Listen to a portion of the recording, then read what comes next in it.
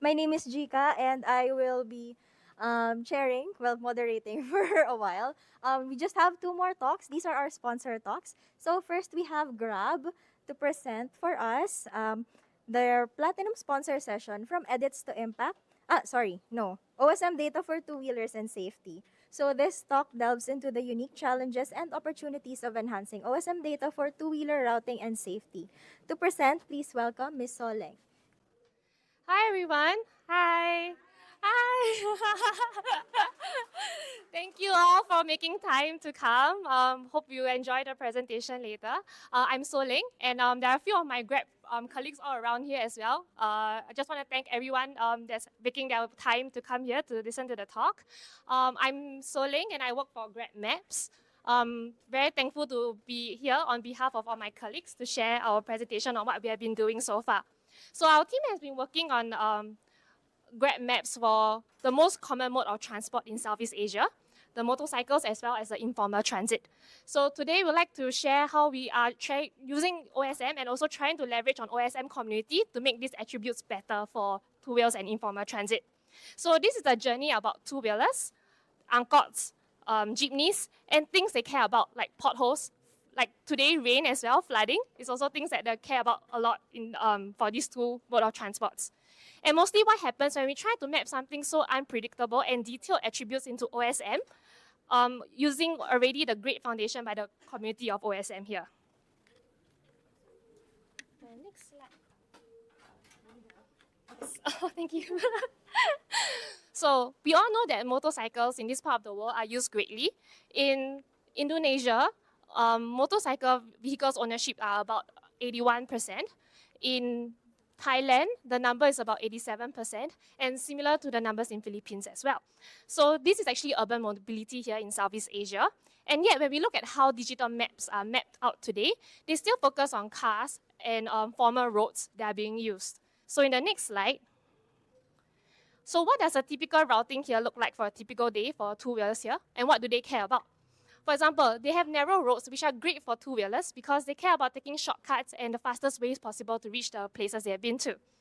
As well as mixed use of traffic, that's where they care about their safety. If they were going to share the same road with trucks, that could be their blind spot, and that is where they want to be careful when they know that they're going to go into using the same roads with this group of traffic. As well as the unpredictable part, the rain and flood, this affect two-wheelers more, especially when we know it's going to rain, they want to put their raincoats out early or even to bring their raincoats with them because not all of them will have storage on their motorcycles. As well as fuel efficiency and safety, you might have seen motorcyclists being very efficient by carrying 2 or 3 people behind. So these are things that we care about in terms of their safety as well. Okay, next slide. And then let's add one more layer of complexity. We have the informal transport as well. So here we have jeepneys. In Thailand, we have angkoks. In Indonesia, we have angkoks and songtius in Thailand. So all these places have fixed routes, but they don't have a fixed drop-off or pick-up point. So they can drop off anywhere or pick up anywhere within the routes. And this also shows that they have no fixed timetables. They can come anytime, and you don't know exactly what time these stops actually appear. So there's no GTFS feeds, and they are mostly unmapped in today's digital maps. So these are all very essential because they serve a huge group of people in these countries, and these are important because the former transit today that we have cannot reach these places, but yet they are still invisible in our maps today. In the next slide, yeah. So the unpredictable part are some of the roads here. Sometimes they have potholes and then they patch up the next day. So these are all not static information. And then you have flooding that also happens mainly in the monsoon period, which is what we are experiencing so far in the last month. We had a colleague joking, it's been raining for 3 weeks already in Philippines. Yeah, and then you also have sometimes some religious processions going on or some wedding that might close off roads here in Southeast Asia. So these are often really ad hoc and unpredictable in what we can map in today's mapping. So these disruptions are usually temporary, but very hyperlocal. And they are usually undocumented, but very critical for routing because if drivers can't use these roads, they have to find something else. Next slide, please. So what can we work with the OSM community with? These are also things that we are solving for. So we are looking for being able to map better two-wheel specific restrictions. So which roads are only for two-wheelers, what roads can they take, better signals and cost estimates. For the informal transit, what are the stops and terminals that they can stop, what are their routings, and how can we better reflect dynamic changes, even with the lack of GTFS data available today. Sorry, next slide. Yes, so with all this here, as you can see, this is an example of what's happening in our app on the right side. This is where we have routed our drivers because we know that there was a reported procession area, and this is why this kind of information is important in mapping. And when you see here, when there's a flood, usually we will not recommend the road where a flood appears, and that's where they can take alternative routes as well. However, these are very dynamic information, and sometimes our information in our database is also outdated. Yes, and we actually use our drivers reported RTI now to help build our routing with this kind of temporary road closures or temporary flooding. So we also like to seek the help from the OSM community to how to actually make this dynamic information appear as well. Next slide. Yes, so okay, so in summary, how we would like to also work with the OSM team for informal transit. So firstly, the transit routes are important. For now, there's no way we can get this information. Our local teams have been working with the team on the ground to help us map some of the most common routes that you can see, some of them using the jeepney here. We have already mapped some routes available in our app. Also adding known pickup and drop-off points. So I took the jeepney with my team once and we were like, oh, why is the jeep suddenly stopping randomly? Because someone was flagging it. So all these are very hyper-local in nature, like local context. And also helping us to tag features with local context as well, like for example, important landmarks, things that are very known to locals. Like these are the landmarks that will make a turn at this corner. These are information that we also visualize in our app for the drivers. And also supporting some of the flexible transit schedules.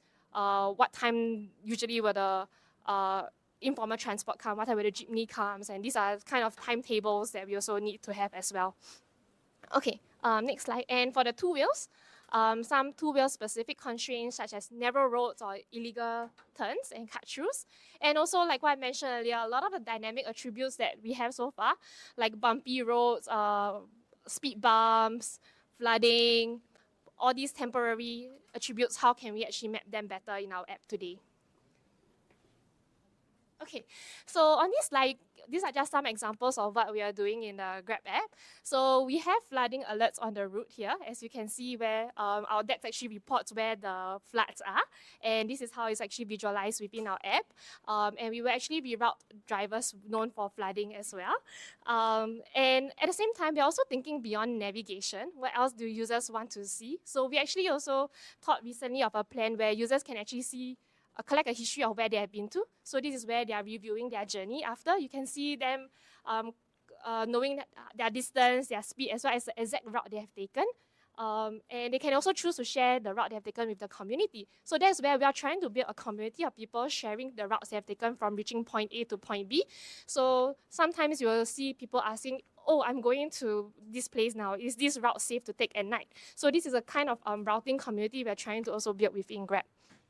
Okay, the next slide. So yes, just to make my conclusion. So let's map what matters most, because the two wheelers and the informal transit commuters also deserve the same amount of data that we currently have for cars today. Yes, thank you. All right, now, thank you so much to Grab Maps. If anyone has questions, feel free to visit their booth at the sponsors exhibit. And also, we are down to our very. Do you want to take questions now, or would you like? Okay, maybe one or two. Does anyone have questions right now? Or are you all excited for the party? Oh, okay, we have two interesting. All right. Okay, my name is Yabes from Jakarta. The presentation itself is very interesting, especially about the, it mentions about the religious processions that stopped or blocked the traffic, which is very hyper-local. And me, myself, and also my own companion is very impacted with it. The question is how does the Grab Maps collaborate with OSM communities to detect such obstacle to detect such processions because it's so hyper local that maybe the processions itself could takes time just around half a day or even less than that. How? Thank you. Yeah, best. Yeah. Thank you, Yabes, for the question. Yeah, so that's also something that at our end, we also struggle to map something so temporary and local.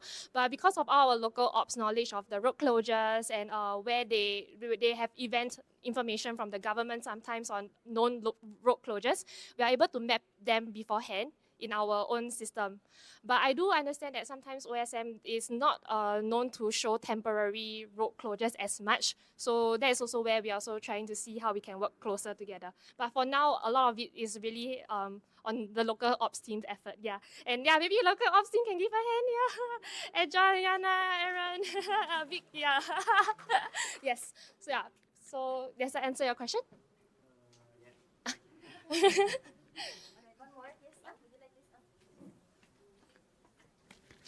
Hi, I'm Kojo from Ghana. I think some of the activities you mentioned are similar to what we have in Africa. So I want to know if you have plans of extending your services to Africa. Sorry, your name? Kuju? Thank you, Kuju. Well, I think I need to find my CEO for this. Yeah. So I think for now, we are called like the Southeast Asia, where we map Southeast Asia. So yes, for now, more on Southeast Asia. Yes. Hi, my name is Arun. I work at Mapbox and previously had done a lot of work in validation and vandalism detection. I'm curious if what kind of protection mechanism you have against vandalism coming from OpenStreetMap. I'm sorry if I missed it already. Thank you, Arjun.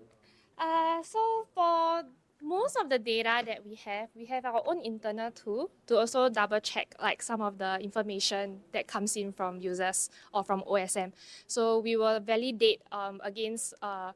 We actually have our kata cams going on the ground now as well. So they will take real time photos or on ground information, and then we will process all this data at the back of our backend system. And then when it's validated, then we will show it to the users. So actually, we do multiple rounds of validation before it appears on our map. My name is Ark. So I come from India. So we the public transport like jeepney or anything similar to that doesn't have any GTFS fixed routes. And I'm just curious, like how are you? What are your plans, or how are your plans to map it into GTFS? Because we tried we had a very hard time while mapping the bus routes in Kochi. So like was curious to know about that. What are your plans? Wow, that's a very, very good question. Thank you for the question. So, we also have some of these problems now today. There are a few solutions that we have in mind, and one of them is Kata Camp. So, shouting out, we have Kata Camp. If you need any more information, please find us at our booth. So, Kata Camp can help us track where the bus routes or jeepneys are. But the problem is that because there are so many jeepneys, it's not a full-scale solution yet. So we don't know exactly where the jeepneys are at the moment, but we can just show the routing and maybe we know the frequency. That's what we are doing now to show on the map the rough frequency of when the jeepneys are coming to the users. Yes. I see for the Philippines, if we look on OpenStreetMap, they do indeed have the jeepney routes. They're all called T475, T576. So they did get them at one point from the government, I believe. So you can see it on the transit layer. Yeah.